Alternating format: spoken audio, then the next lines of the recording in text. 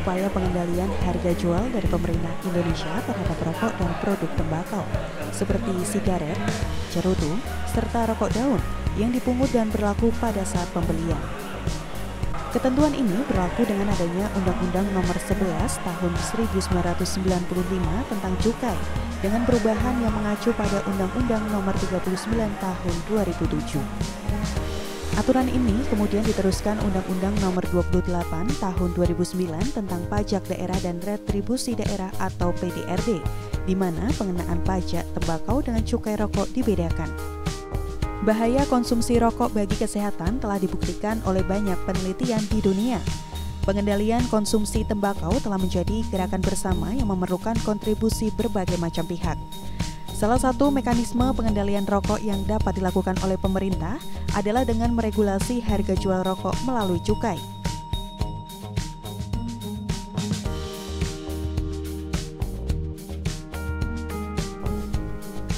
Seperti diketahui bahwa cukai adalah pungutan negara yang dikenakan terhadap barang-barang dengan karakteristik sesuai dengan undang-undang. Sebab peredaran rokok ilegal dapat menyebabkan kerugian negara karena kebocoran penerimaan negara dan persaingan dagang yang tidak sehat karena adanya kesenjangan harga. Pengenaan cukai untuk meningkatkan harga rokok telah berhasil menurunkan konsumsi rokok dan menurunkan prevalensi penyakit terkait rokok di berbagai negara, seperti Korea Selatan, Perancis, dan Filipina. Prevalensi merokok di Indonesia merupakan yang tertinggi di dunia untuk kategori perokok pria dewasa, perokok remaja, dan perokok anak. Salah satu penyebab utamanya adalah rendahnya harga rokok di Indonesia. Harga rata-rata rokok di Indonesia sangat murah jika dibandingkan dengan harga di negara-negara Asia seperti Singapura, Malaysia, Thailand, dan bahkan India. Ini menjadi faktor utama kenapa prevalensi perokok di Indonesia masih tinggi. Hal ini diperburuk oleh kebiasaan warung-warung kaki lima yang menjual rokok batangan, sehingga makin mudah bagi rakyat tidak mampu atau anak-anak untuk membelinya dengan harga sangat murah. Karena itu dibutuhkan kebijakan untuk membuat harga rokok melambung tinggi. Dari tahun ke tahun, penerimaan negara dari cukai rokok terus meningkat. Pada tahun 2007 misalnya, tercatat 43,53 triliun menjadi pemasukan negara. Pada tahun 2014, penerimaan ini meningkat jadi 112,54 triliun. Di tahun 2016, negara mendapat 137,94 triliun dari cukai rokok. Besaran tarif cukai ditentukan berdasarkan jenis rokok dan besaran pabrik rokok. Meskipun nilainya dinaikkan setiap tahun melalui peraturan tarif cukai oleh Kementerian Keuangan, persentase kenaikan tarif cukai rokok terbatas pada batas atas sebesar 57% berdasarkan Undang-Undang Nomor 39 Tahun 2007. Penentuan ini sangat mempertimbangkan hal-hal seperti pengendalian konsumsi, pencegahan rokok dengan cukai palsu atau ilegal, dampak pada buruh dan petani, serta target penerimaan negara.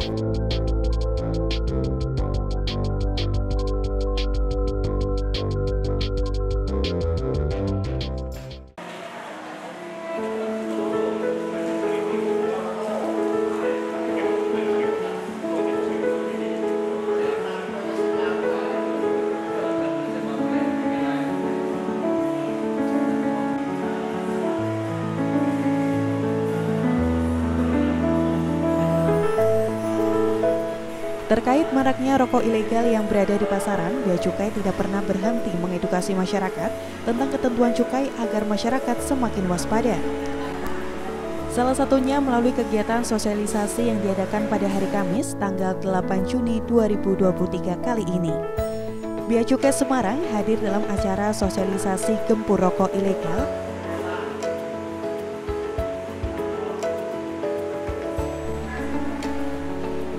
Kegiatan yang diselenggarakan oleh Dinas Koperasi UKM Kabupaten Grobogan bertujuan untuk memberikan edukasi mengenai ketentuan peraturan cukai dan upaya preventif dalam menekan peredaran rokok ilegal yang marak di pasaran.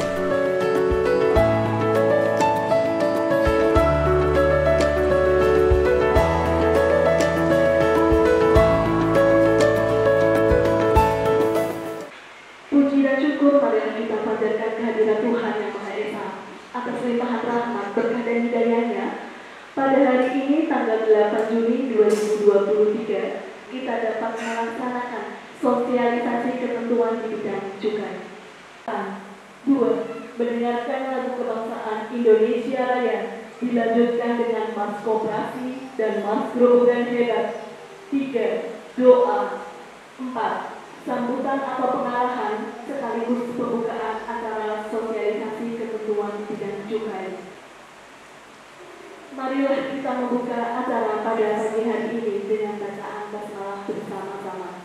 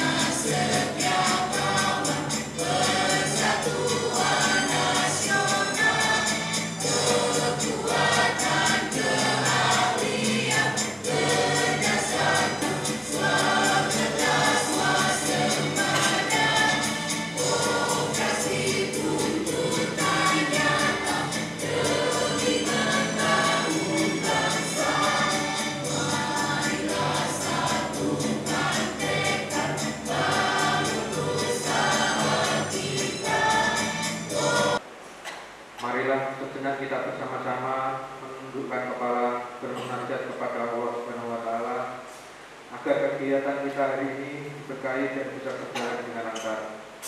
Izinkan saya memimpin doa dengan cara agama Islam bagi Bapak atau Ibu yang beragama lain, kami persilakan untuk menyesuaikan. A'udzubillahi minasyaitonirrajim. Bismillahirrahmanirrahim. Alhamdulillahirabbil alamin. Wassalatu wassalamu ala asyrofil anbiya'i wal mursalin wa ala alihi wa sahbihi ajmain, amma ba'du. Alhamdulillahilladzi an'ama bi nikmatil iman wal islam wa nusallimu ala khairil anam sayyidina Muhammadin wa ala alihi wa sahbihi ajmain. Ya Maliku ya Kudus, kami agungkan namamu karena hanya Engkaulah Tuhan kami. Hanya kepadamu kami bersyukur, hanya kepadamu kami bersyukur, dan hanya kepadamu kami memanjatkan doa. Ya Rahman, ya Rahim, hanya kepada hari ini kami berkumpul di sini untuk menjaga tali silaturahmi kami dan menjalin kerjasama dengan baik. Maka lancarkanlah antara kami, berkahilah, penuhilah pertemuan ini dengan kebaikan dari awal hingga akhir nanti. Bukanlah dalam acara hari ini. Ya Allah yang Maha Mengetahui, pimpinlah kami dengan hidayah-Mu, berkailah kami selalu dengan takdir-Mu, dan jadikanlah hati kami selalu ridho dengan pemberian-Mu. Rabbi shrah li sadri wa yassir li amri wahlul 'uqdatam min lisani yafqahu qawli. Ya Allah, tunjukkanlah kepada kami bahwa yang benar adalah benar, dan berikan kepada kami kekuatan dan kemampuan untuk menjalankannya, serta tunjukkan bahwa yang salah. Acara selanjutnya, sambutan pengarahan oleh Kepala Dinas Koperasi UKM yang diwakili oleh Kepala Bidang Kelembagaan dan Pengawasan sekaligus pembukaan acara sosialisasi ketentuan di bidang cukai. Kepada Bapak Yudono SK, waktu dan tempat dipersilakan. Selamat pagi. Pagi. Nanti kalau saya selamat pagi luar biasa tadi. Selamat pagi. Pagi luar biasa. Terima kasih, semangat ya Bapak Ibu. Alhamdulillah. Puji syukur kita panjatkan kepada Allah Subhanahu wa taala. Acara sosialisasi dibuka oleh Kepala Bidang Kelembagaan dan Pengawasan Yudono dan dihadiri oleh narasumber dari Bea Cukai yakni Alfida Novi Sahara, Biro Infrastruktur dan Sumber Daya Alam yang diwakili secara daring oleh EN Erliana, pengurus KSPPS Surya Melati dan KUD Jodipati, subkoordinator dan karyawati, anggota koperasi, pedagang kelontong, serta masyarakat di sekitar yang bergerak di bidang usaha kecil menengah. Bapak Ibu yang kami hormati, pada pagi hari ini Bapak Ibu mendapatkan kesempatan yang sangat baik sekali. Yang ini hanya diperuntukkan di Bapak Ibu sekalian. Memang sangat terbatas. Ini untuk wilayah kecamatan. Dalam sambutannya, Kepala Bidang Kelembagaan dan Pengawasan Yudono menjelaskan definisi dari rokok ilegal, beberapa ciri rokok ilegal yang patut kita ketahui. Selain itu, beliau juga berinteraksi dengan warga masyarakat yang hadir, yang kebanyakan adalah anggota koperasi yang tergabung dalam pedagang kelontong dan UKM-UKM yang bekerja sama dengan koperasi.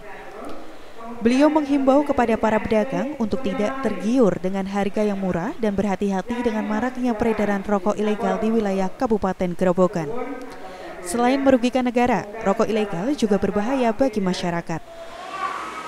Kemudian Bapak Ibu yang kami hormati, pada pagi hari ini sebenarnya yang akan memberikan pengarahan Bapak Kepala Dinas Koperasi UKM.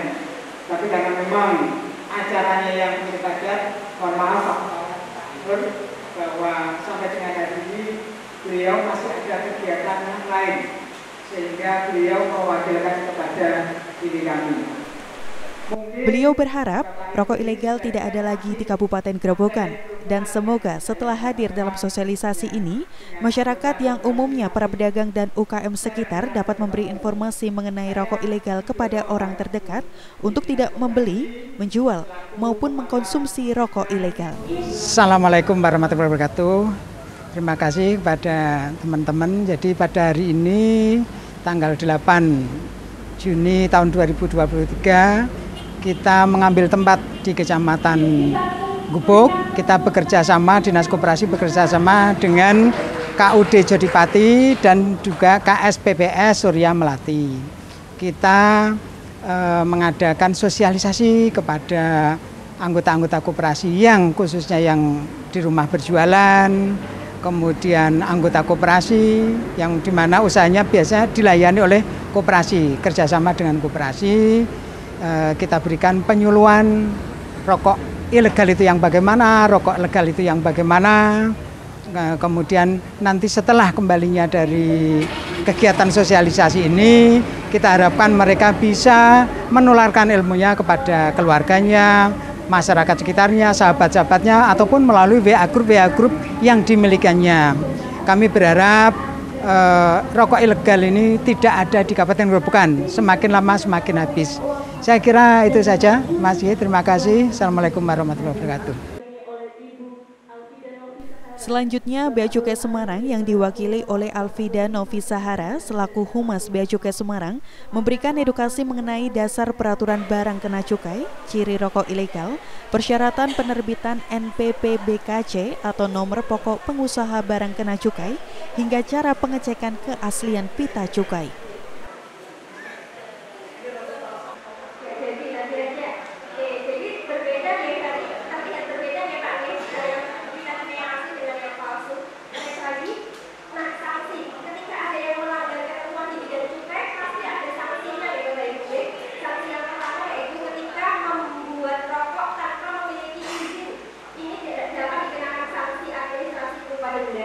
Minimal 20 juta, maksimal 200 juta. Kemudian next lagi sanksi berikutnya ini ada sanksi pidana penjara dan pidana denda, yaitu bagi yang membuat rokok tanpa izin dengan maksud menghindari pembayaran cukai. Kemudian seperti diketahui, karakteristik barang kena cukai diantaranya adalah 1. Konsumsinya perlu dikendalikan, 2. Peredarannya perlu diawasi, 3. Pemakaiannya dapat menimbulkan dampak negatif bagi masyarakat atau lingkungan hidup, 4. pemakaiannya perlu pembebanan pungutan negara demi keadilan dan keseimbangan. Sedangkan contoh barang kena cukai antara lain 1. Etil alkohol atau etanol, 2. Minuman yang mengandung etil alkohol, 3. Hasil tembakau yang meliputi sigaret, cerutu, rokok daun, tembakau iris, rokok elektrik, dan hasil pengolahan tembakau lainnya.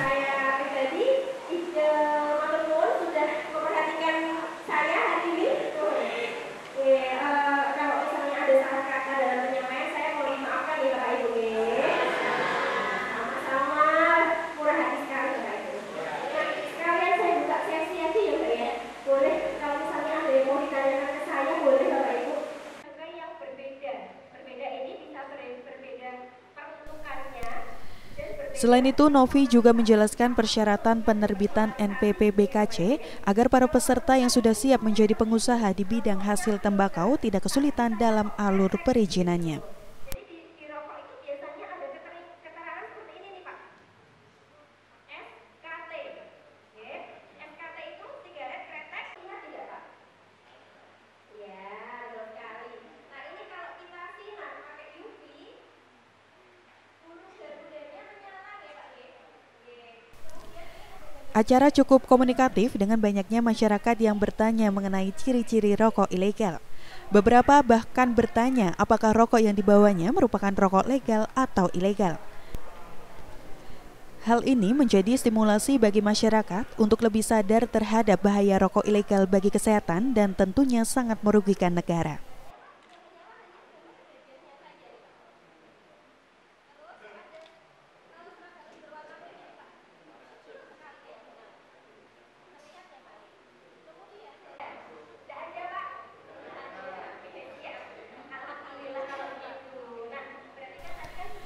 Novi menghimbau bagi para penjual-penjual warung kecil yang mungkin karena ketidaktahuan dari aturan terkait pelanggaran cukai untuk lebih berhati-hati dan selektif untuk tidak menjual rokok polos, rokok ilegal, rokok bercukai palsu, dan rokok bercukai bekas.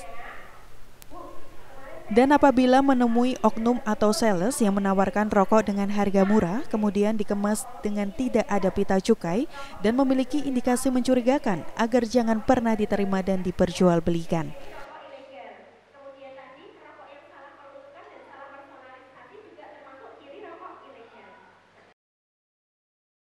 Diharapkan masyarakat berperan aktif dan tidak ragu untuk melaporkan ke aparat penegak hukum apabila melihat atau mengetahui adanya indikasi pelanggaran di bidang cukai.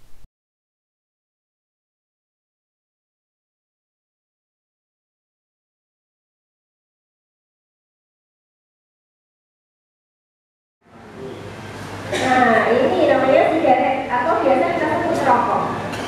Ini sampai belakang ketinggalan Ibu. Nah, sigaret sendiri jenisnya juga banyak lagi. Ada sigaret kretek mesin, ada sigaret kretek tangan, sigaret putih mesin, sigaret putih tangan, dan kelombak minyak. Yang saya pegang ini sigaret putih tangan dan sigaret kelombak minyak. Bentuknya sama-sama dirincing menggunakan kertas, cuman komposisinya yang berbeda. Kalau kelombak minyak ini ada kemenyannya katanya Bapak Ibu, campurannya ini ada campuran menyan.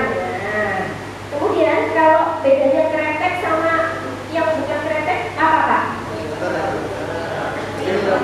Pakai filter. Nah, ternyata belum tepat Bapak Ibu. Kalau kretek itu ada campuran cengkehnya. Nah, katanya kalau rokok kretek itu dinyalakan bunyinya kretek. Tidak gitu kan Pak? Oh iya. Oke, kita lanjut lagi. Jenis hasil tembakau yang kedua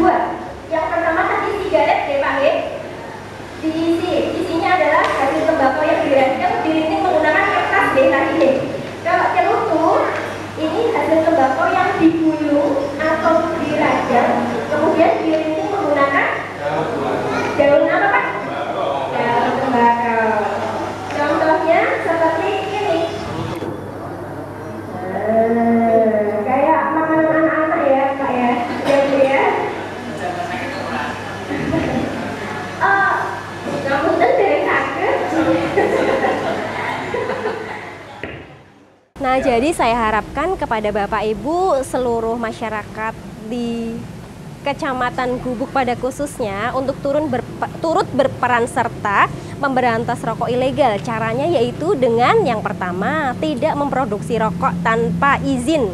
Dan yang kedua, tidak membeli rokok ilegal. Yang ketiga, tidak menjual rokok ilegal. Dan yang keempat, membantu untuk melaporkan kepada aparat setempat atau kecamatan, bisa kecamatan atau Satpol PP apabila ditemui indikasi rokok yang memiliki ciri-ciri sebagai rokok ilegal. Demikian.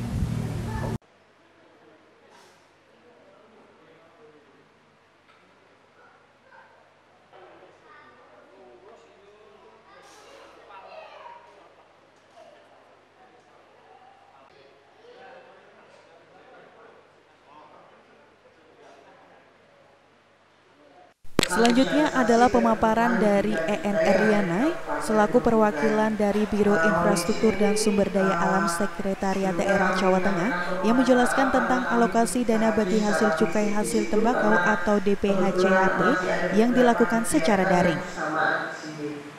Kami dari Sekretariat Dana Bagi Hasil Cukai Hasil Tembakau Provinsi Jawa Tengah yang pada hari ini mungkin akan memberikan informasi terkait bagaimana pemanfaatan dana bagi hasil cukai hasil tembakau yang ada di Provinsi Jawa Tengah.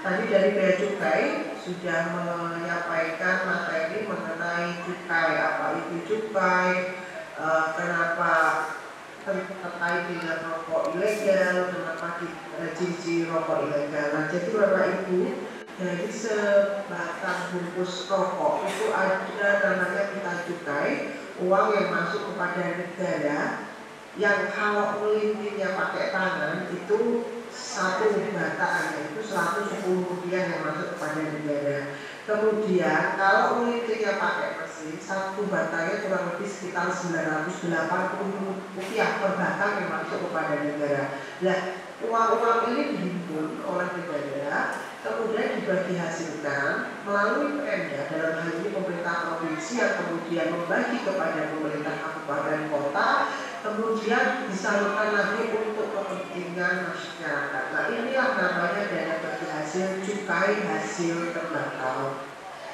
Ini saya kasih slide saya.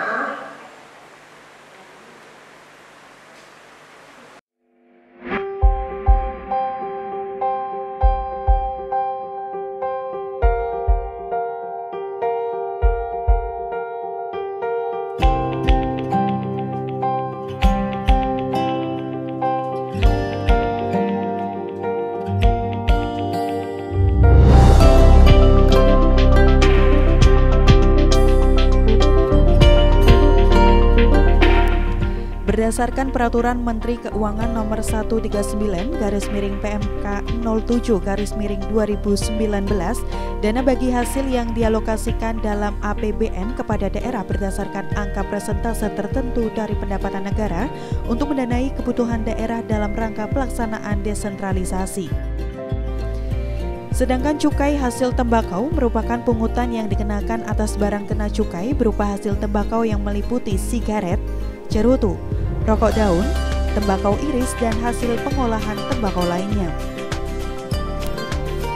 Sehingga dapat disimpulkan dana bagi hasil cukai hasil tembakau atau yang disingkat DPHCHT adalah bagian dari transfer ke daerah yang dibagikan kepada provinsi penghasil cukai dan atau provinsi penghasil tembakau untuk mewujudkan prinsip keadilan dan keseimbangan dalam pengelolaan APBN.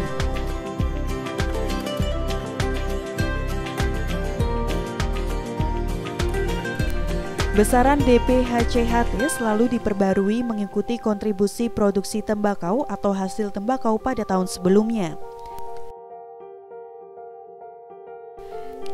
Pada tahun 2022, DPHCHT diatur dalam Peraturan Menteri Keuangan Nomor 2/PMK07/2022 tentang rincian dana bagi hasil cukai hasil tembakau menurut daerah, provinsi, kabupaten, kota tahun anggaran 2022.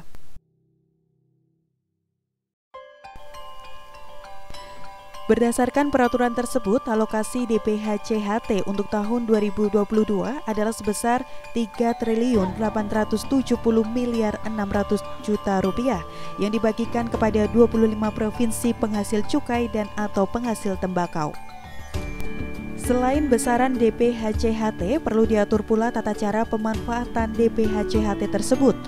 Terbaru, ketentuan mengenai penggunaan pemantauan dan evaluasi DPH-CHT diatur dalam Peraturan Menteri Keuangan Nomor 215/PMK07/2001 dengan pokok pengaturan sebagai berikut, yaitu 40% untuk kesehatan, 50% untuk kesejahteraan masyarakat yang meliputi 30% peningkatan kualitas bahan baku, peningkatan keterampilan kerja dan pembinaan industri, 20% pemberian bantuan, serta 10% untuk penegakan hukum. Sehingga dapat disimpulkan dana bagi hasil cukai hasil tembakau atau disingkat DPH-CHT merupakan bagian dari transfer ke daerah yang dibagikan kepada provinsi penghasil cukai dan atau provinsi penghasil tembakau untuk mewujudkan prinsip keadilan dan keseimbangan dalam pengelolaan APBN. Pemanfaatan anggaran DPH-CHT ini sangat ketat dan rinci, di mana pemerintah Kabupaten Grobogan hanya bisa melaksanakan program dan kegiatan yang sesuai dengan Peraturan Menteri Keuangan Nomor 206 Tahun 2020. Dengan dilaksanakannya berbagai kegiatan mengenai pemberantasan rokok ilegal, baik melalui sosialisasi, pengumpulan informasi, dan berbagai tindakan preventif yang dilakukan diharapkan dapat meningkatkan pemahaman masyarakat mengenai ketentuan cukai dan rokok ilegal. Selain itu, masyarakat juga dapat ikut serta mendukung gempur rokok ilegal dengan tidak menjual, mengedarkan, dan menggunakan rokok tidak bercukai atau ilegal yang berada di pasaran. Seperti diketahui, peraturan mengenai rokok ilegal sudah jelas tertera dalam Undang-Undang Cukai Nomor 11 Tahun 1995 Junto 39 Tahun 2007 Pasal 50 dan 54 bahwa bagi setiap orang yang menjual, menawarkan, mengedarkan pita cukai atau cukai palsu akan ada sanksi pidana yang akan dikenakan terhadap penjual dan pengedar, yakni sanksi pidana minimal 1 tahun pidana dan maksimal 5 tahun dan juga denda 2-10 kali nilai cukai yang seharusnya dibayar.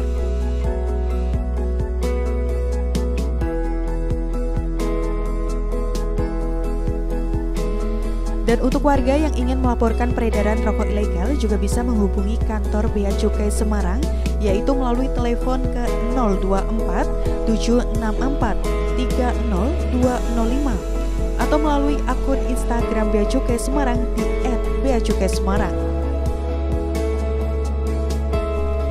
Sekian ulasan kami tentang sosialisasi ketentuan di bidang cukai oleh Dinas Koperasi UKM Kabupaten Grobogan bersama Bea Cukai Semarang. Semoga tayangan kali ini dapat memberikan informasi dan edukasi bagi masyarakat. Dan sampai jumpa di liputan khusus Semarang TV berikutnya.